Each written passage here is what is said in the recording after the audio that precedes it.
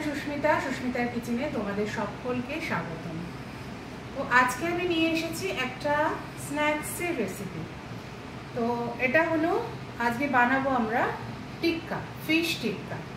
তো চলো দেখা যাক কিভাবে ফিশ টিক্কা বানাই। আমি প্রথমেই দেখাই ফিশ টিক্কা বানাতে আমি কি কি নিয়েছি। এখানে আজকে আমি ভেটকি মাছ ইউজ করছি না বন্ধুরা, আজকে আমি বাসা ফিশ নিয়েছি। বাসার ফিলেগুলো, বাসা তো বড় বড় ফিলে পাওয়া যায়, আমি কেটে নিয়েছি, আমার হিসেব মতো আমি কেটে নিয়েছি। আর এই মাছটাকে আমি 1 ঘন্টা পাতিলেবুর জলে ভিজিয়ে রেখে দিয়েছিলাম, মানে জলের মধ্যে পাতিলেবু দিয়ে। আমি 1 কেজি মাছ নিয়েছি এখানে, সেই কারণে আমি 2টো পাতিলেবু নিয়েছি। 2টো পাতিলেবু রস একদম চিপে মাছগুলোকে ম্যারিনেশন করে আমি রেখে দিয়েছিলাম জলের মধ্যে ভিজিয়ে। তারপর 1 ঘন্টা পর মাছটাকে ভালো করে মানে জলটা আমি ঝরিয়ে নিয়ে তারপর টিস্যু পেপার দিয়ে মুছে মাছগুলোকে দেখো আমি একদম শুকনো করে রেখেছি, একদম শুকনো মাছগুলো। এই যে মাছগুলো একদম শুকনো করে রেখে দিয়েছি। এই হচ্ছে মাছটা, এটা নিয়েছি। তোমরা চাইলে পরে তোমরা এটা ভেটকি দিয়ে করবে, আমার আজকে ইচ্ছে হলো আমি বাসা দিয়ে করব। আমার ঘরে ভেটকি মাছ ছিল না, বাসা ছিল, তাই আমি বাসা দিয়েই করছি। তো চলো আমি এটা করার জন্য কি কি নেব মশলা সেটা আমি তোমাদের দেখাই। প্রথমেই দেখাই, এখানে নুন তো নিতেই হবে, লবণ তো লাগবেই।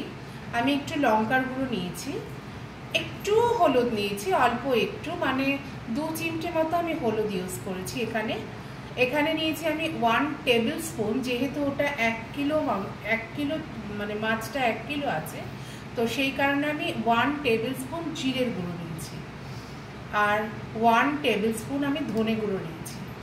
আরেকটা কথা বন্ধুরা, এই যে ধনে আর জিরে আমি নিয়েছি, ধনে জিরে দুটোই আমি খালি খোলায় একটু টেলে নিয়ে তারপর আমি এটাকে ডাস্ট করে নিয়েছি। মানে আমি এটা বানিয়ে রেখে দিই, তার কারণ আমাদের ঘরে মানে টিক্কা আইটেম প্রচুর খায়, মানে ভীষণ ভালোবাসে, বাড়ির সব মেম্বাররাই পছন্দ করে। আর এখানে চলো, এখানে নিয়ে নিয়েছি আমি, এটা হচ্ছে রসুন, একটা গাঁট রসুনের আমি পেস্ট করে সেটাকে ছাঁকনি দিয়ে ছেঁকে শুধু আমি জলটা ইউজ করেছি, মানে রসুনের রসটা শুধু নিয়েছি আমি। আর এখানে নিয়েছি কসৌরি মেথি। কসৌরি মেথিটাকে আমি বন্ধুরা খালি খোলায় যেরকম ধনে জিরে করেছি ডাস্ট, ওরকমভাবেই কসৌরি মেথিটাকেও একটু খালি খোলায় আমি টেলে নিয়ে এখানে 1 টেবিল স্পুন কসুরি মেথি আমি নিয়েছিলাম, সেটা ডাস্ট করার পর এই পর্যায়ে এসছে। এখানে নিয়ে নিয়েছি আমি গরম মশলা। গরম মশলা আমি 1 টিস্পুন নিয়েছি, গরম মশলা বেশি লাগবে না, 1 টিস্পুন গরম মশলা নিয়েছি। আর নিয়েছি, একটু ঝাল তো না হলে হয় না, আর গোলমরিচের গন্ধটা টিক্কাতে ভীষণ যায়, সেই কারণে এখানে আমি 1 টেবিল স্পুন গোলমরিচের গুঁড়ো নিয়ে নিয়েছি।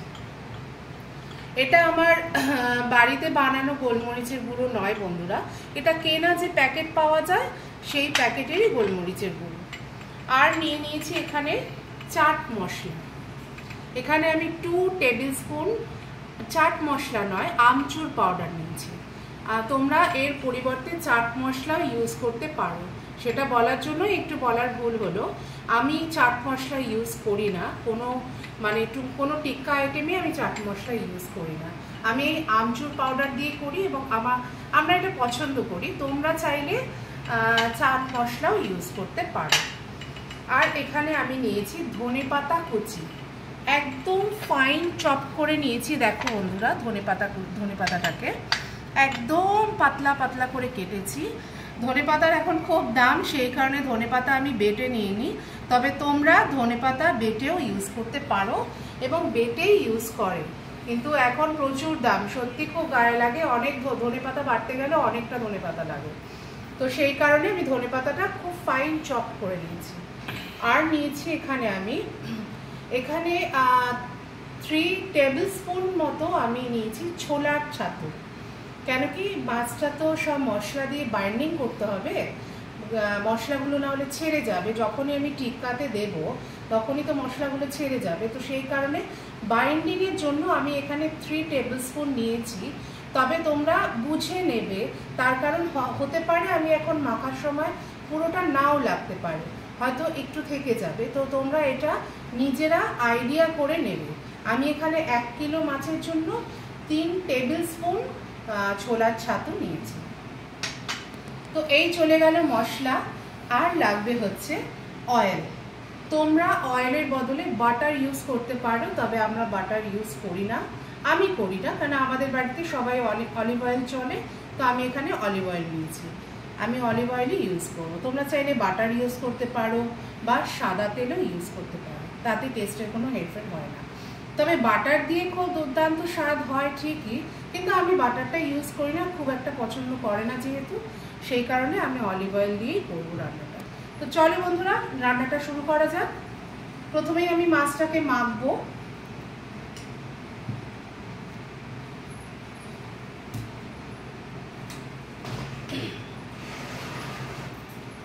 আমি বারবারই বলছি মাছটাকে কিন্তু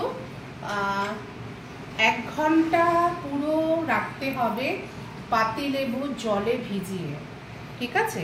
আমি প্রথমে এখানে দিয়ে দিলাম রসুনের রসটা, রসুনের যে রসটা আমি বার করে রেখেছিলাম, রসুন বেটে, রসুন বাটা আমি দিইনি এবং তোমরাও দেবে না, ভালো লাগে না রসুন বাটা দিলে পরে, সেটা ভালো লাগে না, রসটাই ইউজ করবে। টিক্কা আইটেমে কিন্তু বড় বড় রেস্টুরেন্টেও সবাই মানে যে কোনো মশলার মানে রসটা, রসুনের যে কোনো না, মানে রসুনের রসটা ইউজ করে। এবার দিয়ে দিচ্ছি লবণ, জিরে গুঁড়োটা দিয়ে দিই প্রথমেই, সব গুঁড়ো মশলাগুলো আমি দিয়ে নেব, ধনে গুঁড়ো, জিরে গুঁড়ো, হলুদ, লঙ্কার গুঁড়ো, নুন। নুনটা তোমরা আন্দাজ মতো নেবে, ও এখানে আমি 1 টিস্পুন নুন নিয়েছি, টেবিল স্পুন নয় কিন্তু, আমি টিস্পুন নুন নিয়েছি, কারণ টিক্কাতে কিন্তু নুন বেশি হয়ে গেলে কিন্তু একদম ভালো লাগবে না, একদম না। বরং কম হলে তোমরা লেবু তো টিক্কা তো খাওয়ার সময় লেবু ছড়িয়েই খাবে, সেই সময় তোমরা একটু বিট নুনও ছড়িয়ে নিতে পারো, কিন্তু যদি প্রথম থেকেই লবণ বেশি হয়ে যায় তাহলে কিন্তু মুশকিল হয়ে যাবে, খাওয়ারটা মানে স্বাদটাই নষ্ট।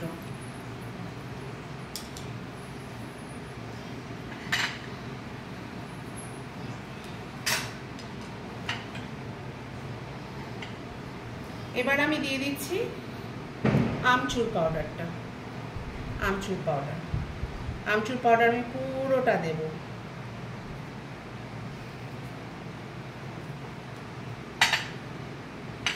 দিয়ে দিচ্ছি কসুরি মেথি, কসুরি মেথিও যতটা নিয়েছি আমি ততটা পুরোটাই আমি দেব কসুরি মেথি।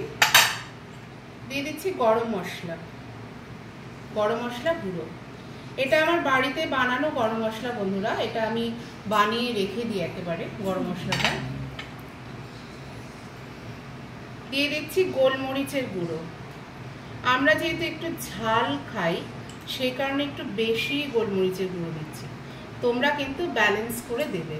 বাড়িতে যদি কোনো বাচ্চা থাকে, বাচ্চারা খায়, তাহলে সেক্ষেত্রে তোমরা ব্যালেন্স করে দেবে। দিয়ে দিচ্ছি ধনে পাতা কুচি, দেখতে পাচ্ছ একদম ফাইন চপ করে নিয়েছি ধনে পাতাটা, আমি একদম কুচি ধনে পাতাটা। এবার আমি দিয়ে দেবো ছাতুটা আমি একবারে ইউজ করব না, আমি প্রথমেই বললাম ছাতুটা আন্দাজ মতো মেখে তারপরে আন্দাজ মতো দিতে হবে ছাতুটা।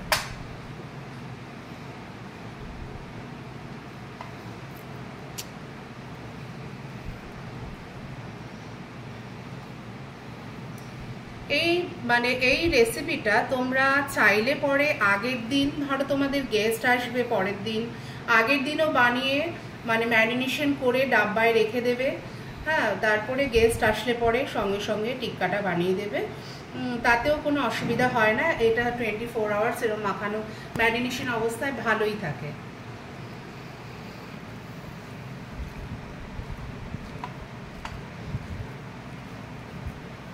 এই যে আমি বললাম আমি ছাতুটা হিসেবে নেব, দেখতে পেয়েছো আমার আর ছাতু লাগবে না,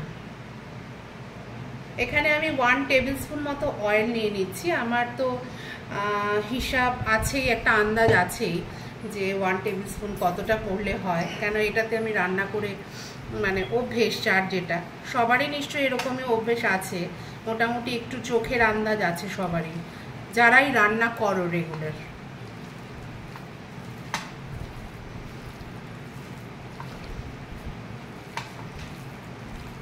এটা ফিশটা মাখিয়ে 10 মিনিট 15 মিনিট তোমরা রেখেও দিতে পারো, কিন্তু আমি তো এখানে 10-15 মিনিট রেখে দিলে হবে না, তার কারণ ভিডিওটা অনেকটা লং হয়ে যাবে, এতক্ষণ ধরে ভিডিও দেখার মতো ধৈর্য কারণে, তো সেই কারণে আমি এখনই করে আমি তোমাদের দেখিয়ে দিচ্ছি।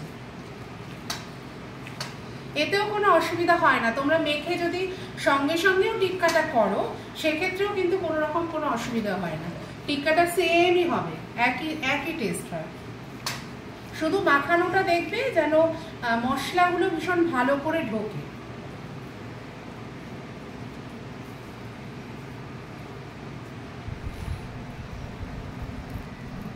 এই যে আমি ভালো করে মাখিয়ে নিচ্ছি মশলাগুলো, প্রত্যেকটা মাছের ফিলের মধ্যে আমি ভালো করে মশলাগুলো মানে লাগিয়ে নিচ্ছি।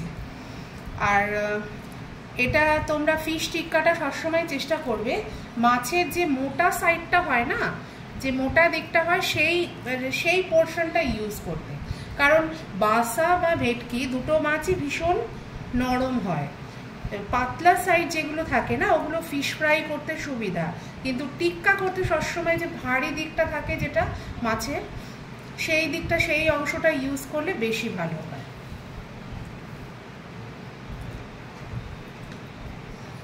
এবার আমি দেখি আমার এটা হিট হয়েছে কিনা, না এখনো হয়নি।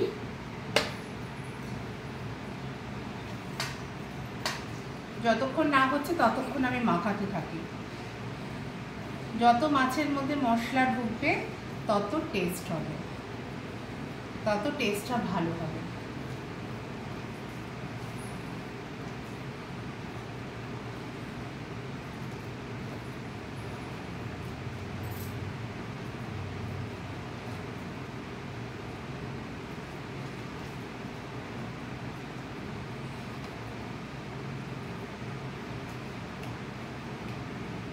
দেখতেই পাচ্ছ আমি মাছটা সমানে মাখিয়ে যাচ্ছি, মানে যত মাখাবে যত মশলা ঢোকাবে তত টিক্কাটা খেতে সুন্দর হবে, সফট হবে।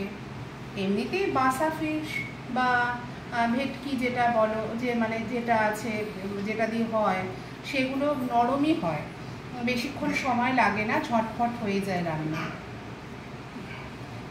আর এটা ভীষণ ভালো লাগে গো খেতে, তোমরা করে দেখো, বাড়িতে বানিয়ে দেখো, আর খুব চটজলদি হয়ে যায়, বেশিক্ষণ সময় লাগে না।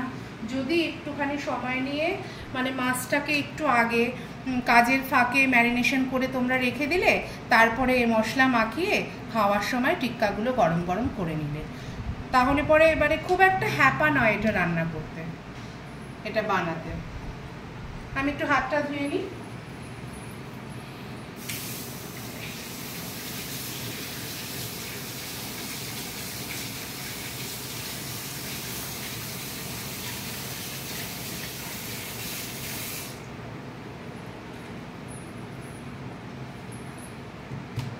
চলো দেখি আমার এটা রেডি হয়েছে কিনা গ্রিলারটা।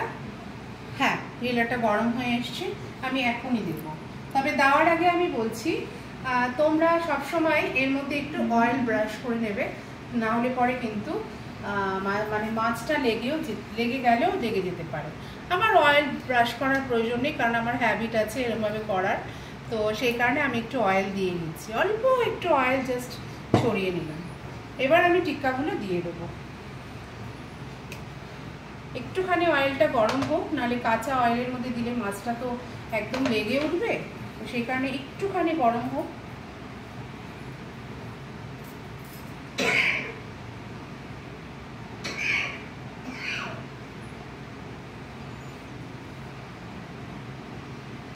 অনেকটাই তেলটা গরম হয়ে গেছে, এবার আমি দিয়ে দেবো।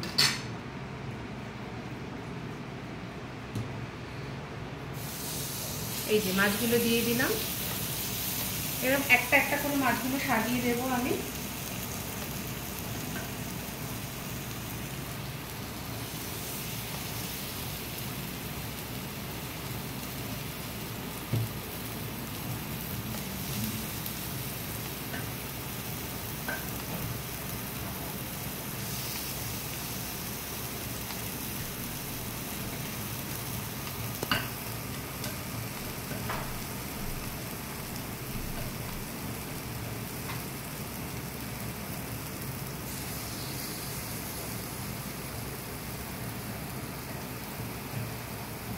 আমার এটা দিয়ে খুব সুবিধা হয় বন্ধুরা, এই যে মানে চপার টাইপের ছুরি, এটাতে আমার খুব সুবিধা হয় কাজ করতে, আমি এটাই সবসময় ইউজ করি।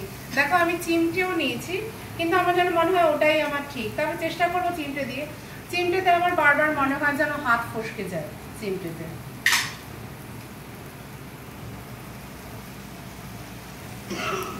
তোমরা সবাই এটা বানিয়ে খেও বাড়িতে, এবং বলো যে কিরকম লাগলো খেতে, কমেন্টে জানিও।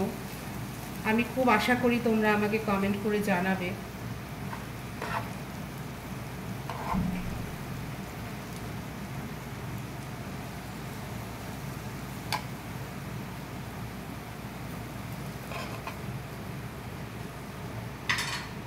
এটা একটু অফ করে দিচ্ছি, বন্ধ করে দিই, নাহলে ভালো হবে না, অনেকটা সময় নিয়ে নেবে, আর অতটা সময় নেই, তোমরা তো অতক্ষণ ধরে ভিডিও দেখবে না, আর সত্যি সম্ভবও না, কারণ কারো পক্ষে সম্ভব না অনেকক্ষণ ধরে বসে বসে কারো ভিডিও দেখা।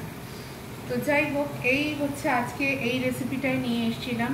পুজোর মধ্যে ভেবেছিলাম তোমাদেরকে এই রেসিপিটা দেব, কিন্তু পুজোর মধ্যে আমি এতটাই ব্যস্ত ছিলাম কোনো ভিডিও বানাতে পারিনি, ভিডিও কিছু দিতে পারিনি, মানে রান্নার কোনো ভিডিও আমি দিতে পারিনি পুজোর মধ্যে, কারণ বাড়িতে লোকজন ছিল তো সেই কারণে।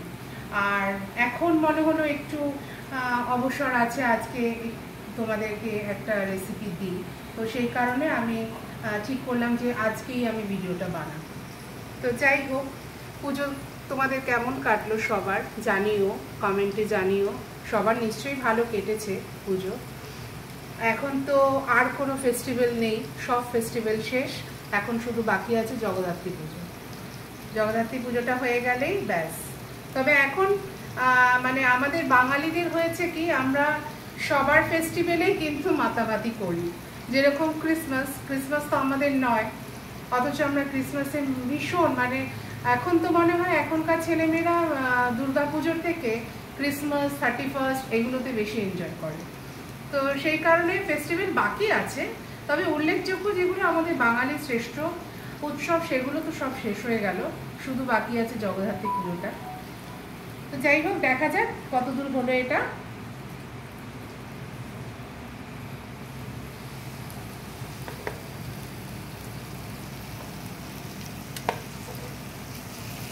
তোমরা কিন্তু ধনেপাতাটা কখনোই স্কিপ করো না, ধনেপাতাটা কিন্তু তোমরা দেবেই দেবে, কারণ ধনেপাতার একটা ফ্লেভার আসে না, ওটা ভীষণ ভালো লাগে টিক্কাতে, ভীষণ ভালো লাগে।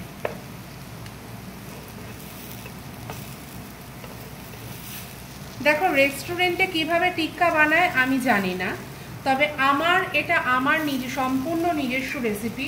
তোমরা দেখতেই পেলে আমি কোনো বাজারের মশলা ইউজ করিনি, আমার বাড়িতে বানানো যেসব মশলা। আমি সবসময় চেষ্টা করি মানুষকে বাজার থেকে যাতে কিনতে না হয়, বাড়িতেই থাকে ঘরোয়া কিছু মশলা দিয়ে যেন বেশ চটজলদি ভালো খাবার বানাতে পারে। আমি সবসময় এটাই চেষ্টা করি, আর আমার বাড়িতেও আমি তাই করি। অনেকে আছে বিরিয়ানি বানায়, বিরিয়ানির মশলা কিনে নিয়ে আসে, তারপরে তরকার মশলা কিনে নিয়ে আসে, চাউমিনের মশলা কিনে নিয়ে আসে। আমি কিন্তু কোনো দিন আজ অবধি রান্না করে মানে কোনো মশলা বাইরে কিনে নিয়ে আসি, আমি নিজের আইডিয়া করে এরমভাবে আমি বানাই। প্রথমে আমি নিজে বানিয়ে দেখি ভালো লাগে কি না, তারপরে বাড়ির লোকজনকে খাওয়াই, তারপরে আমি ভিডিও দিই তোমাদেরকে। কারণ সবার আগে আমার নিজের উপর একটা কনফিডেন্স থাকা দরকার যে আমি যেটা সবার সামনে, আমার বন্ধুদের সামনে আনছি, তুলে ধরছি, সেটা মানে খাওয়ার যোগ্য হবে কিনা। তো সেই কারণে সমস্ত রান্নাই আমি সবসময় কি করি, আগে নিজে ট্রাই করি, আগে নিজে খাই, বাড়ির লোকদের খাওয়াই, তারপর আমি সেই রান্নার ভিডিওটা মানে ভিডিও দিই, সেই রান্নাটা আমি ভিডিও দিই। তো অনেকটাই হয়ে গেছে বন্ধুরা, একটু বাকি আছে, জাস্ট একটু বাকি আছে।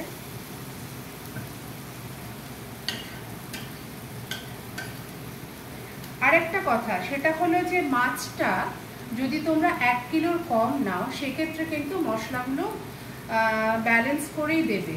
তার কারণ টিক্কা এমন একটা জিনিস, কোনো মশলা যদি একটু বেশি হয়ে যায় আর কোনো মশলা একটু কম হয়ে যায়, তাহলে কিন্তু মানে টেস্টের ব্যালেন্সটা একদম থাকে না। কারণ এগুলো তো একদম র খাওয়ার, মানে এগুলো তো ভাত বা রুটি দিয়ে খাবার নয়, এগুলো মানুষ এমনিই খায়, টিক্কা তন্দুর এগুলো এমনিই খায়। তো সেই কারণে টেস্টটা যদি ব্যালেন্স না থাকে একদমই ভালো লাগে না, তখন তোমাদের খাটনিটাই বেকার হয়ে যাবে। তো সেই কারণে আমি এখানে 1 কিলো মাছ নিয়েছি, প্রথমেও বলেছি এখনো বলছি, 1 কিলো মাছের ফিলে নিয়েছি আমি, কিন্তু সেই অ্যাকর্ডিংলি সমস্ত মশলাগুলো দিয়েছি। তোমরা যতটুকুনি মাছ নেবে সেই হিসেব করে মশলাগুলো ইউজ করবে, আদারওয়াইজ কিন্তু টেস্টটা ভালো লাগবে না, তোমাদের খাটনিটাই বেকার হয়ে যাবে। চলো দেখি, আমার মনে হচ্ছে মানে হয়ে গেছে। হ্যাঁ, একদম ডান। দেখাও বন্ধুদের, একদম ডান। বেশিক্ষণ সময় লাগে না, কেন কি বাসা বা ভেটকি এগুলো খুব চটজলদি বানানো হয়ে যায়। আর এই যে আমি বাইন্ডিংটা করেছি না ছাতু দিয়ে, তো সেই কারণে মানে মাছটা খুব তাড়াতাড়ি ড্রাইও হয়ে যায়। দেখতে পেয়েছো বন্ধুরা, একদম মানে সঙ্গে সঙ্গে টিক্কাটা রেডি, বেশিক্ষণ সময়ও লাগলো না। তোমরা নিশ্চয়ই দেখতেই পাচ্ছ কতক্ষণ সময়টা লাগলো, খুবই অল্প সময় এটা হয়ে যায়। বাড়িতে বানানো, বাড়িতে মানে প্রস্তুত সমস্ত মশলা দিয়ে খুব চটজলদি তোমার গেস্টকে হ্যাপি করে ফেলতে পারবে এগুলো খাইয়ে। আমি একটা উঠিয়ে নিচ্ছি, উঠিয়ে তোমাদের দেখিয়ে দিই, দিয়ে আমি ভিডিওটা এখানেই শেষ করে দেবো।